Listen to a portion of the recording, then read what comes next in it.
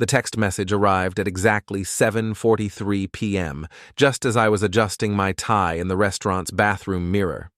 Stuck in traffic. Just tell me what you wanted. Tara. I stared at my phone screen, feeling something cold settle in my chest. 3 months of planning. Reservations at Meridian, the most expensive restaurant in the city. The mansion deed burning a hole in my briefcase. And my wife of 12 years couldn't be bothered to show up. Before we dive deeper into this story, I have one small request. Please subscribe, drop a like, comment, and hit that hype button to boost this channel so more people can discover these incredible Reddit stories. Nothing anymore, I muttered to my reflection. Except maybe a new wife. The bathroom attendant, an elderly black man with kind eyes, handed me a towel. Rough night, sir? Getting rougher by the minute. I tipped him $20 and walked back to our table, my table now. The waiter, a young guy named Kevin, approached with practiced sympathy. Will Mrs. Hayes be joining us this evening? Mrs. Hayes is stuck in traffic, I said, the words tasting like ash. Apparently, it's a chronic condition. I ordered the most expensive bottle of wine on the menu and sat there like an idiot, watching couples around me share intimate conversations while I ate a $150 steak alone. The irony wasn't lost on me. I'd spent the last 6 months working 16-hour days to close the Riverside Mansion deal, thinking about how Tara's eyes would light up when I handed her those keys. My phone buzzed. Instagram notification. Tara had posted a story. There she was, perfectly styled blonde hair catching the light, raising a martini glass in what looked like Velvet Lounge downtown. The caption read, "Girls' Night. Sometimes you need to escape the ordinary. Bomb blessed are living my best life." The timestamp showed 7:30 p.m. She'd posted this 13 minutes after texting me about traffic. I screenshot the image, my hands surprisingly steady. Then I opened her location services, something she'd never bothered to turn off because Julian's not the jealous type. The little blue dot pulsed from downtown, 43 minutes away from any route between our house and Meridian. My phone rang. Mason's name flashed on the screen. "Jules, how'd it go? Did she love the mansion surprise?" Mason Torres had been my best friend since college, back when we were both broke kids trying to make something of ourselves. Now he owned 3 boxing gyms across the city, and I'd built a real estate empire from nothing. We'd stayed loyal to each other through everything. "She didn't show," I said quietly. Silence stretched between us. Mason knew Tara almost as well as I did, which meant he knew exactly how this felt. "Where are you?" "Meridian. Eating alone like a pathetic middle-aged cliché." "I'm coming to get you." "No, I'm fine, just disappointed." "Jules." Mason's voice carried that tone he used when he was about to say something I didn't want to hear. "There's something I need to tell you. I didn't want to ruin tonight, but—" My grip tightened on the phone. "What?" "I saw her last week. At that hotel downtown. The Grandview. She was with some guy. Tall, dark hair, expensive suit.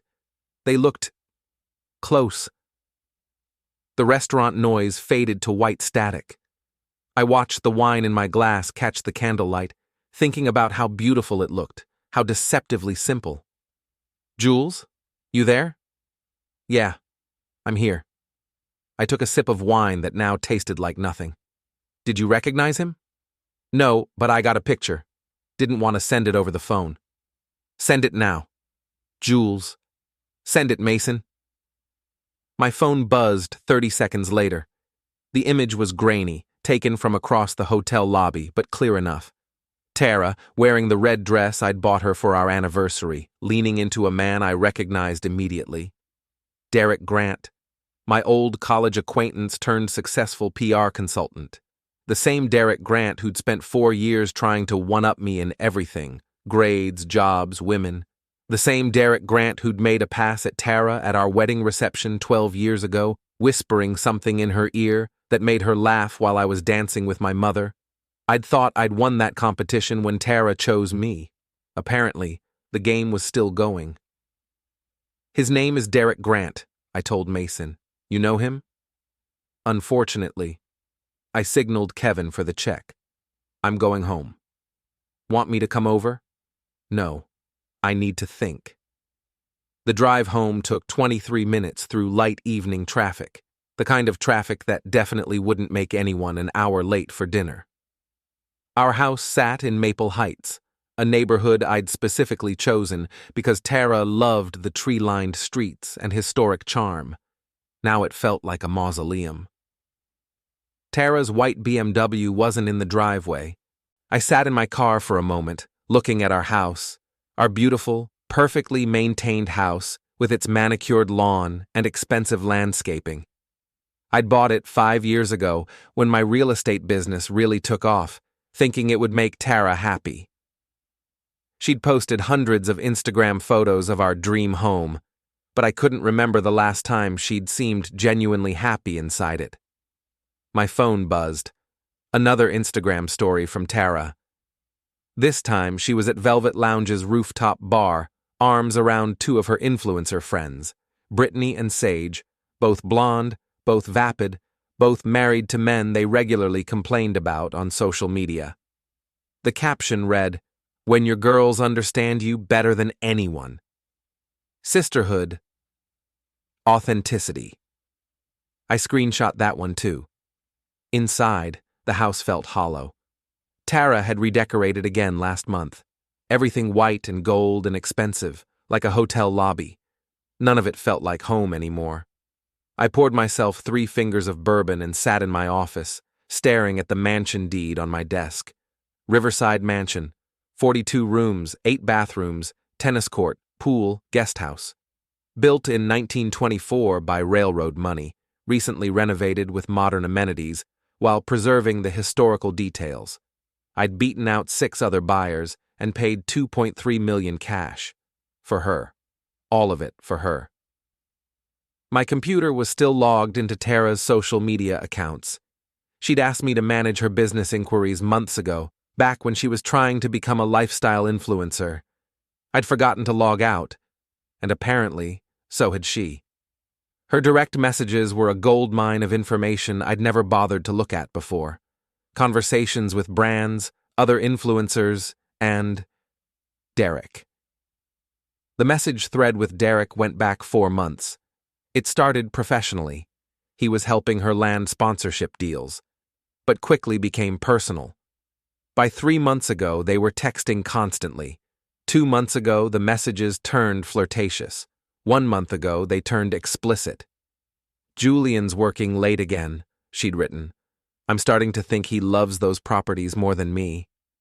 "His loss," Derek had replied. "A woman like you deserves attention. Sometimes I wonder what would have happened if I'd made different choices. It's not too late to make new ones." I scrolled through weeks of messages, watching my marriage dissolve in real time.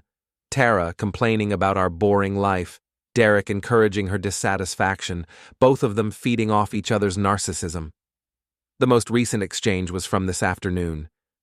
Derek: "Dinner tonight? That new place on 5th? Tara: "Can't. Julian wants to meet at some fancy restaurant, probably wants to talk about another boring property investment." Derek: "Cancel. Life's too short for boring conversations." Tara: "You're right, I'll make something up." Derek: "Traffic excuse?" Tara: "Traffic excuse. See you at 8. I closed the laptop and finished my bourbon. Outside, Mrs. Pettigrew was walking her ancient poodle, probably hoping to catch some neighborhood gossip. She waved at me through the window, and I waved back automatically. Tara came home at 1:17 a.m. I heard her car in the driveway, listened to her heels click across the hardwood floors, pretended to be asleep when she slipped into bed smelling like expensive perfume and lies. "How was dinner?" she whispered. I didn't answer. She didn't ask again. I woke up before dawn with perfect clarity. Tara was still sleeping, her blonde hair spread across the pillow like spun gold. She looked beautiful and peaceful and completely innocent. It made me sick. I dressed quietly and drove to Mason's gym. He was already there, working the heavy bag with methodical precision. Mason had been a cop for 8 years before opening his first gym, and he still carried himself like law enforcement, observant, careful, ready for trouble. "Couldn't sleep?" he asked, not breaking rhythm. "Haven't slept." I sat on a bench and watched him work. I found their messages. Mason stopped punching. How bad? 4 months. Started his business, turned personal fast. I pulled out my phone and showed him some of the tamer screenshots. They've been meeting at the Grandview Hotel twice a week. "Jesus, Jules, I'm sorry." "Don't be sorry. Help me figure out what to do next." Mason unwrapped his hands, considering. "What do you want? Divorce? Counseling? Revenge?" "I want her to understand what she's throwing away. I want them both to understand."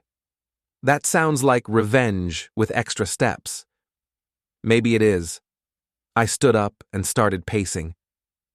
"I was going to give her a mansion, Mason. A actual mansion.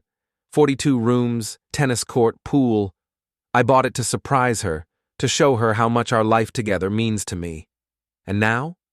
Now I'm thinking that mansion might be useful for something else entirely." Mason pulled 2 bottles of water from the mini fridge and tossed me one. "Talk to me." Tara's whole identity is built on image. Social media, lifestyle influencing, being the perfect wife with the perfect life.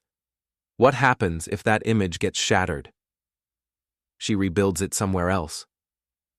Not if she doesn't have the resources. Not if everyone knows the truth about who she really is. You're talking about destroying her reputation. I'm talking about revealing her true character. There's a difference. Mason sat across from me, his expression serious. "Jules, I've seen good people go down dark roads chasing revenge. It changes you. Maybe I need to change. Maybe being the understanding, forgiving husband is what got me here in the first place." We sat in silence for a moment, listening to the gym's air conditioning hum. "If you're really going to do this," Mason said finally, "you need to be smart about it. Legal. No violence, no criminal activity. You destroy someone's life the wrong way, it destroys yours too." "What's the right way?" "Truth, documentation, public exposure. Let their own actions be the weapon." I spent the rest of the morning researching Derek Grant. Social media made it easy. He was almost as image-obsessed as Tara. Successful PR consultant, recently divorced, lived in a luxury condo downtown. His Instagram was full of expensive cars, designer clothes, and carefully staged photos designed to project success and sophistication. But social media also revealed weaknesses. Derek was leveraged to the hilt: luxury car payments, expensive condo, high-end lifestyle that required constant income. His client list was impressive but small, and most of his business came from referrals and reputation. A reputation that could be damaged. I drove to the Grandview Hotel and had lunch at their restaurant, observing. It was the kind of place that attracted business travelers and people having affairs, anonymous, upscale, discreet. The staff was professional and well-trained not to notice things, but security cameras noticed everything. I struck up a conversation with the bartender, a friendly guy named Carlos who'd worked there for 6 years. After a few drinks and some casual conversation, I learned that the hotel kept security footage for 90 days, that the cameras covered all public areas including the lobby and restaurant, and that Carlos had noticed several regular couples who met there weekly. "Mostly business people," he said with practiced discretion. "This place attracts folks who value privacy. I bet you see all kinds of interesting situations." "I don't see anything," Carlos replied with a knowing smile. "That's why people keep coming back." I left him a generous tip and drove home to wait for Tara. She arrived at 6 p.m., perfectly made up and cheerful, carrying shopping bags from expensive boutiques. "How was your day?" she asked, kissing my cheek with lips that had probably kissed Derek Grant 6 hours earlier. "Productive. How was yours?" "Oh, meetings with potential sponsors, content creation, the usual influencer stuff." She set her bags down and started pulling out clothes. I got some amazing pieces for next week's photo shoots. I watched her model a dress that cost more than most people's monthly rent. Looks expensive. It's an investment in my brand. You always say you have to spend money to make money. I do say that. I sat on our bed, studying her face. Speaking of investments, I have something to show you. Her eyes lit up with interest. What kind of something? I pulled out the mansion deed and handed it to her. Tara's reaction wasn't what I'd expected. Instead of excitement or joy, she looked annoyed. What is this? It's a deed to Riverside Mansion. I bought it for us. She stared at the papers like they were written in a foreign language. You bought a mansion without asking me? I wanted it to be a surprise. Julian, this is...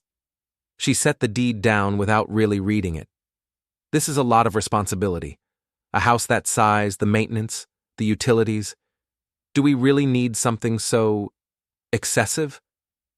I felt something cold settle in my chest. I thought you'd be happy. I just don't understand why you'd make such a big decision without consulting me. We're supposed to be partners. The irony was breathtaking. Partners. Yes, partners. Marriage is about communication, about making decisions together. She was warming to the theme now, probably practicing for her next Instagram post about relationship advice. I feel like you're trying to solve problems with money instead of addressing the real issues in our marriage. What real issues? Tara sat on the bed beside me, taking my hands in hers. For a moment, she looked like the woman I'd married 12 years ago. We've grown apart, Julian. You work constantly. I'm building my career. We barely spend time together anymore. Buying a bigger house isn't going to fix that. So what would fix it? I don't know. Maybe we need to take a break, figure out what we both really want. There it was, the setup for her exit strategy, delivered with perfect sincerity and manufactured concern. A break, I repeated, just temporarily, some space to evaluate our relationship without the pressure of daily routine. Where would you stay during this break? I could stay with Brittany for a while. Or maybe rent a small apartment downtown, somewhere I could focus on my influencer work without distractions. Downtown. Near Derek's condo, no doubt. That's a big step, Tara. I know. But I think it might be what we both need. I looked at my wife, really looked at her, and saw a stranger. When had she become so calculating? When had her empathy been replaced by this cold ambition? Let me think about it, I said. Of course, take all the time you need. That night, while Tara slept, I transferred the mansion deed into my mother's name. If Tara wanted a break, she could have one. But she wouldn't be taking half of everything I'd built when she left. My mother, Elena Hayes, was 73 years old and sharp as a blade. She'd raised me alone after my father passed away when I was 12, working 2 jobs to keep us afloat while I focused on school. When I made my first $1 million in real estate, I bought her a comfortable house in Sunset Hills and made sure she never had to worry about money again. She was also the only person who'd never liked Tara. That girl has champagne tastes and a beer budget heart, she'd told me after meeting Tara for the first time. She's shopping for a lifestyle, not a husband. I'd dismissed it as maternal protectiveness. Now I wondered if my mother had seen something I'd been too infatuated to notice. I drove to her house Thursday morning with the mansion deed and a full explanation of what was happening. Mom listened without interruption, her dark eyes growing harder with each detail. How long have you known? She asked when I finished. Officially, 3 days. Subconsciously, probably months. And you want to put the mansion in my name. Temporarily, until the divorce is finalized. It protects the asset and gives us options. Mom poured herself more coffee, thinking. What kind of options? The kind that makes sure Tara understands exactly what she's giving up. Julian Miguel Hayes. She used my full name, which meant she was either very proud or very concerned. Are you asking me to help you get revenge on your wife?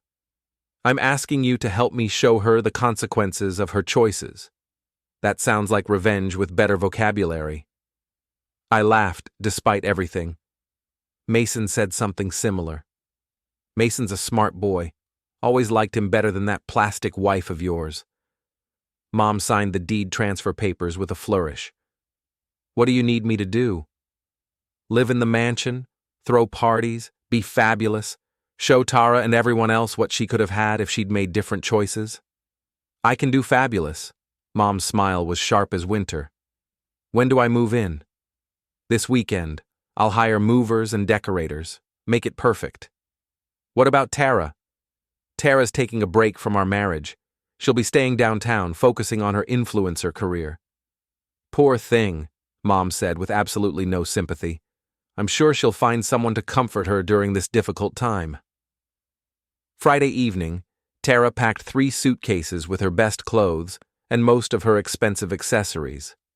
I helped her load them into her BMW, playing the role of supportive husband. This is just temporary, she said, though she looked more excited than sad. A few weeks to clear our heads. Whatever you need. She kissed me goodbye, and I watched her drive away toward downtown, toward Derek, toward the beginning of her downfall. Then I called the moving company. Saturday morning, a team of professional movers transferred my mother's belongings to Riverside Mansion. By evening, she was installed in the master suite like a queen in her castle. The house suited her. She had natural elegance that didn't need expensive accessories to shine. This is quite a place, she said, standing in the mansion's grand foyer. That girl gave up all this for what? A PR consultant with a fancy car? Apparently. Her loss. Mom adjusted a flower arrangement with the confidence of someone who belonged in luxury. When do we start the parties? I spent Sunday setting up surveillance. Not illegal surveillance, just careful documentation of Tara and Derek's public activities, their social media posts, their appearances at restaurants and events, their obvious attempts to be seen together while maintaining plausible deniability. Derek was posting photos of expensive dinners and luxury experiences, always with great company or amazing evening captions that didn't quite show his companion. Tara was posting about her journey of self-discovery and embracing new adventures. They thought they were being subtle. They were wrong. Monday morning, I met with my lawyer, Patricia Vance. Pat was a shark in designer suits, the kind of divorce attorney who'd built her reputation destroying cheating spouses and protecting her clients' assets. How long have you been married? She asked, reviewing the documents I'd brought. 12 years. Any prenup? No. I was young and stupid and in love. Children? No. Good. That simplifies things. Pat made notes on her legal pad. The evidence you've gathered is compelling, but we need more. Hotel records, financial documentation, witnesses. I can get hotel records? If they used credit cards, yes. If they paid cash, it's harder. But there are other ways to establish a pattern of adultery. Such as? Private investigator, professional surveillance, documented evidence that will hold up in court. I hired the private investigator that afternoon. Marcus Webb was a former police detective who specialized in matrimonial investigations.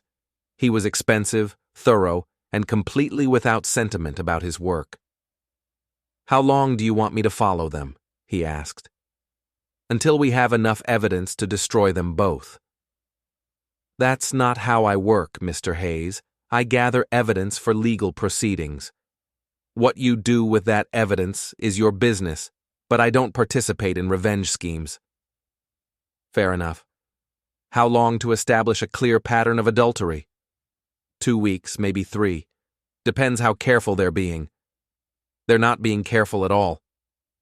Marcus was right. Within a week, he'd documented 17 separate meetings between Tara and Derek, including hotel visits, restaurant dates, and shopping trips where Derek paid for expensive items Tara later posted on social media. The photographs were damning.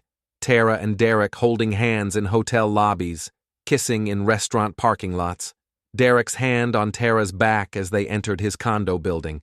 Tara leaving Derek's building at 7 a.m., wearing the same clothes she'd worn the night before.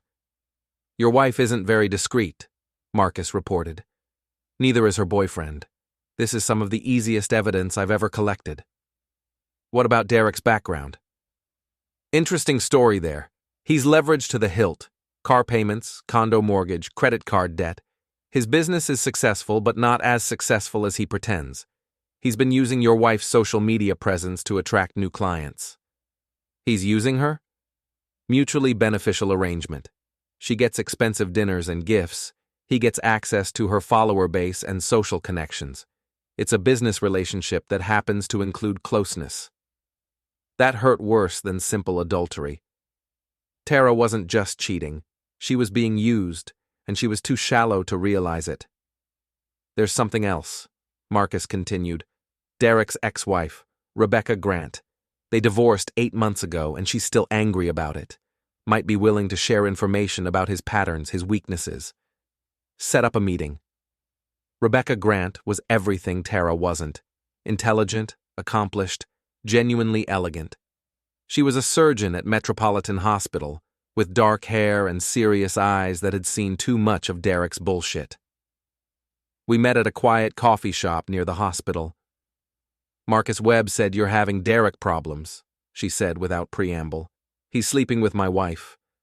"Then you have my sympathy. Derek's very good at seducing unhappy wives." "Is that what happened to your marriage?" Rebecca stirred her coffee thoughtfully. "Derek happened to my marriage. He's a narcissist who feeds on attention and validation. When he gets bored with one source, he finds another." "How long were you married?" 6 years. The last 2 were hell." She pulled out her phone and showed me a photo. "This is Derek's type." The woman in the photo could have been Tara's sister. Blonde, beautiful, carefully styled, posing for the camera with practiced perfection. Her name was Ashley. Derek had an affair with her for 8 months before I found out. She thought he was going to leave me for her. Did he? Of course not. Derek doesn't leave comfortable situations until he has something better lined up. Ashley was just entertainment. What happened to her? When I confronted Derek about the affair, he threw Ashley under the bus completely. Told me she'd been pursuing him, that he'd tried to resist but she was persistent. Made her sound like a desperate stalker. Did you believe him? For about 5 minutes. Then I realized Derek lies like other people breathe. Rebecca finished her coffee and checked her watch. "I have surgery in an hour, so let me be direct. Derek will use your wife until someone better comes along, then he'll discard her without a second thought. The question is whether you want to wait for that to happen naturally or accelerate the process." "How would I accelerate it?" Rebecca smiled, and for the first time, she looked genuinely happy. "Derek's weakness is his image. He's built his entire life around appearing successful and sophisticated. What happens if that image gets damaged? His business suffers. His business collapses. Derek's client base is built on referrals and reputation. If people start questioning his character, his integrity, his reliability, he loses everything. And when Derek loses everything, he becomes much less attractive to women like your wife." I drove home thinking about image and reputation, about how carefully both Derek and Tara had constructed their public personas. They were both living beyond their means, projecting success and happiness while their actual lives were built on debt and deception. What would happen if everyone knew the truth? The first domino fell on a Tuesday. I'd been feeding information to Mrs. Pettigrew, our neighborhood gossip, for 2 weeks. Nothing malicious, just casual mentions of how sad I was that Tara and I were taking a break, how she was staying downtown to focus on her career, how I hoped she was happy with her new lifestyle. Mrs. Pettigrew, bless her heart, had a network of gossips that stretched across the entire city. By Tuesday morning, half of Maple Heights knew that Tara Hayes had moved out of her beautiful house to pursue her influencer dreams. The story grew in the telling, as stories do. By afternoon, Tara had abandoned her husband for social media fame. By evening, she was living downtown with some PR guy. Tara's phone started ringing around 6 p.m. I know this because she called me, furious and panicked. Julian, people are saying terrible things about me, about us. What kind of things? That I left you for another man, that I'm having an affair. Where are these rumors coming from? I have no idea. People talk, Tara. You know how gossip spreads. But it's not true. We're just taking a break, working on ourselves. I know that. You know that. But we can't control what other people think. You have to do something. Call people, explain the situation. What would you like me to explain? Silence. She couldn't very well ask me to lie about her affair without admitting there was an affair to lie about. Just tell people we're working through some marriage issues privately, that the rumors are false. Are they false, Tara? Of course they're false. All of them? Another pause. I don't know what you're implying. I'm not implying anything. I'm asking directly. Are you having an affair? Julian, this conversation is exactly why we needed space. You're being paranoid and accusatory. That's not an answer. It's the only answer you're getting tonight. I have to go. She hung up. 5 minutes later, Derek called her. I know because I was still monitoring her social media accounts, and Derek's location services showed him at her downtown apartment. The second domino fell Thursday morning. I'd had lunch with 3 of my biggest clients, successful businessmen who relied on my expertise for their real estate investments. During casual conversation, I mentioned that I was going through a difficult divorce, that my wife had been unfaithful with a PR consultant named Derek Grant. I'm trying to handle it professionally, I said, but it's hard when the guy is using my wife's social media following to promote his business. Seems unethical. All 3 men were married. All 3 had built their wealth through careful reputation management. The idea of a PR consultant who would sleep with clients' wives to gain business access horrified them. By Thursday afternoon, Derek had lost 2 major clients. By Friday, word was spreading through the business community that Derek Grant mixed business with pleasure in ways that made him unreliable and untrustworthy. Derek's response was predictably narcissistic. He blamed the lost clients on jealous competitors and market conditions. But I could see the panic in his social media posts, the subtle shift from confident success to defensive justification. The third domino was my masterpiece. Saturday evening, my mother threw her first party at Riverside Mansion. Nothing elaborate, just a small gathering of her friends, some of my business associates, and several prominent members of the community's social scene. The mansion was perfect for entertaining. Mom had hired a decorator who understood elegance, and the house glowed with warm light and tasteful luxury. Servers circulated with champagne and hors d'oeuvres. A string quartet played in the garden, and everyone agreed it was the most beautiful party they'd attended in years. Julian, this house is incredible, said Margaret Thornton, the city's most influential socialite. How long have you lived here? Actually, this is my mother's house now. I bought it as an investment, but she fell in love with it. Your mother has exquisite taste. And what does Tara think of the house? Tara and I are separated. She's pursuing her influencer career downtown. Margaret's eyebrows rose slightly. I'm sorry to hear that. Divorce is always difficult. It's been challenging, especially discovering her affair, but I'm trying to focus on positive things, like making sure my mother is comfortable and happy. The conversation continued for another few minutes, but I knew Margaret had heard what she needed to hear. By Sunday morning, everyone in the city's social circle would know that Julian Hayes owned a mansion, that his mother was a charming hostess, and that his wife had left him for another man. More importantly, they'd know that Julian Hayes was handling his personal crisis with dignity and grace, while his wife was making a fool of herself downtown. Sunday afternoon, Tara's friend Brittany called her in tears. I know this because Tara immediately called me afterward. Julian, Brittany's husband is furious with her. He's saying she's a bad influence on me, that she encouraged me to have an affair. Did she? That's not the point. The point is that these rumors are destroying my friendships. What rumors, specifically? You know what rumors. I really don't, Tara. I've been very discreet about our separation. Someone's been talking. Someone's been spreading lies about me and Derek. Are they lies? Stop asking me that. It's a simple question with a simple answer. Nothing about this situation is simple, Julian. I need you to fix this. How? Tell people the truth. Tell them we're separated, but there's no affair. Tell them you're considering reconciliation. Are we considering reconciliation? We could be, if you stop being so suspicious and controlling. I'm not being suspicious or controlling, Tara. I'm being realistic. You moved out of our house to live downtown near Derek Grant. You're spending all your time with him. You're posting photos of expensive dinners and gifts that I'm not paying for. What conclusion should people draw? You've been watching my social media? Your social media is public, Tara. Everyone's watching it. She hung up again.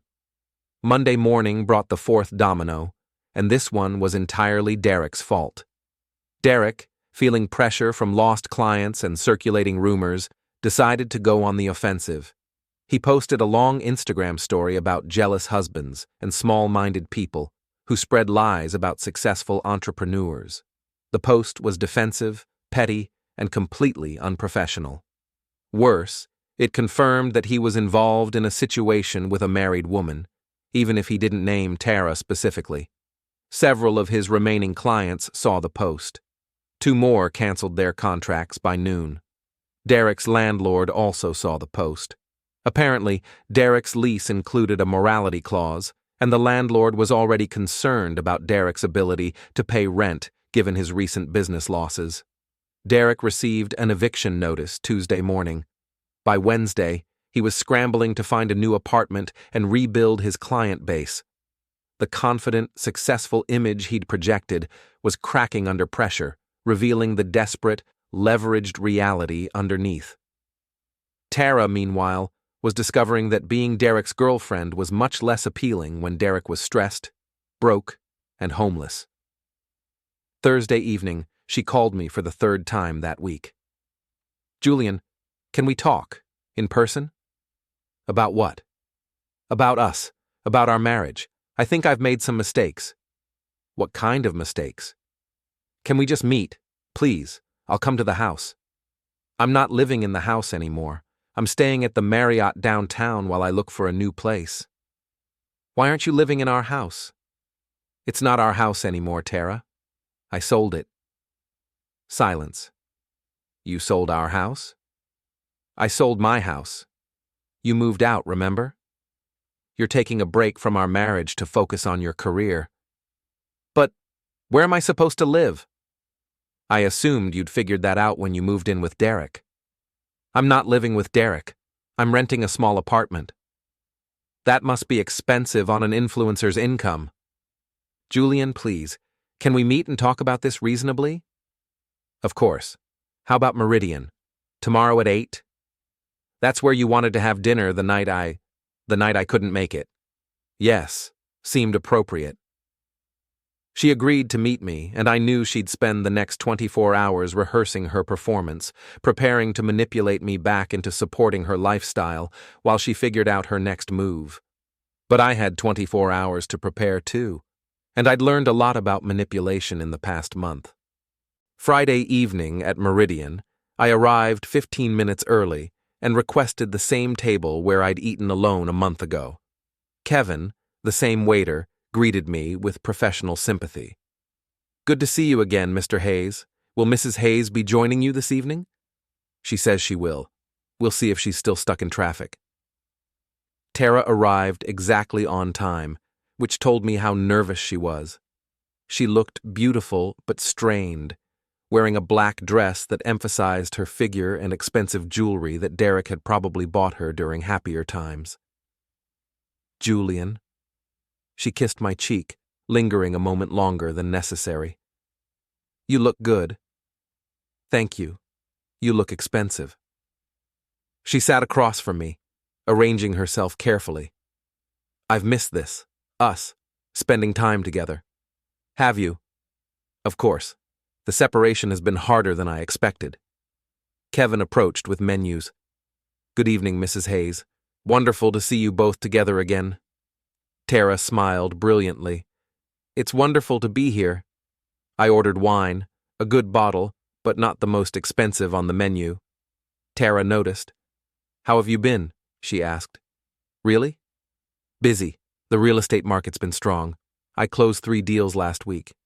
That's great. I always admired your work ethic. Did you? Of course. You're incredibly successful, Julian. You've built something amazing. We built something amazing. At least I thought we did. Tara reached across the table and touched my hand. We did build something amazing. That's why I think we should try to save it. Save what exactly? Our marriage, our partnership, our future together. I studied her face, looking for any sign of genuine emotion. All I saw was calculation. What about Derek? Her composure slipped slightly. What about him? Are you still seeing him? Derek was a mistake, a symptom of problems in our marriage, not the cause. What kind of problems? We grew apart. We stopped communicating. I felt neglected, unappreciated. So you had an affair. I had a relationship with someone who made me feel valued. By sleeping with you in hotel rooms while you were married to someone else. Tara's eyes flashed with anger, but she controlled it quickly. I'm not proud of my choices, Julian, but I'm trying to be honest about what happened and why. Are you being honest? Yes. Then tell me about the Grandview Hotel. Tell me about the 4 months of text messages. Tell me about Derek paying for your dinners and jewelry while I was working 16-hour days to buy you a mansion. The color drained from her face. How do you know about all of it? Because I'm not stupid, Tara. Because I pay attention. Because I hired a private investigator when my wife started lying to me about being stuck in traffic. You hired a private investigator?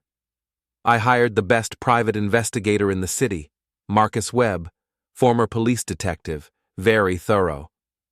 Tara sat back in her chair, her mask finally slipping completely.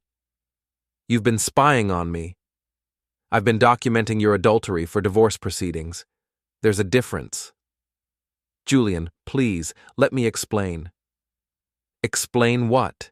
That you've been cheating on me for 4 months? That you moved out of our house to be closer to your boyfriend? That you've been using our marriage as financial security while you auditioned for a replacement husband? It wasn't like that. What was it like? Tara looked around the restaurant, probably hoping no one was listening to our conversation. Several nearby tables were definitely paying attention. Can we please discuss this privately? You mean the way you privately discussed our marriage problems with Derek before deciding to sleep with him? Julian, please. You're being cruel. I'm being honest. You said you wanted honesty. Kevin approached cautiously. Is everything all right here? Everything's fine, I said calmly. My wife was just explaining why she's been cheating on me with a PR consultant who's now homeless and unemployed. Kevin retreated quickly. Tara's face was bright red. Why are you doing this to me? I'm not doing anything to you, Tara. I'm simply refusing to pretend that your affair didn't happen. People are staring. Let them stare. Let them see who you really are. Tara stood abruptly. I don't have to listen to this. No, you don't. You can walk away, just like you walked away from our marriage. But you can't walk away from the consequences. What consequences? I pulled out a manila envelope and set it on the table. Divorce papers. I'm filing for divorce on grounds of adultery. I have photographs, hotel records, text messages, financial documentation, and witness statements. Julian, please, don't do this. We can work through this. Work through what? Your affair, your lies? Your complete disrespect for our marriage? I made mistakes, but I love you. You love my money. You love my house. You love the lifestyle I provided. You don't love me, Tara. You probably never did. She sat back down, tears starting to form. For a moment, I almost felt sorry for her. "What do you want?" she asked quietly. "I want a divorce. I want you to sign these papers and disappear from my life." "What about the house? Our assets?" "What house? I told you I sold it." "You can't have sold it. It's half mine." "Actually, it's not. I bought it before we were married, with money I earned before we were married. Legally, it was always mine. But I lived there. I contributed to the mortgage payments." "You contributed nothing to the mortgage payments, Tara. You haven't worked a real job in 3 years. You've been living off my income while playing influencer." "My influencer work is a real job."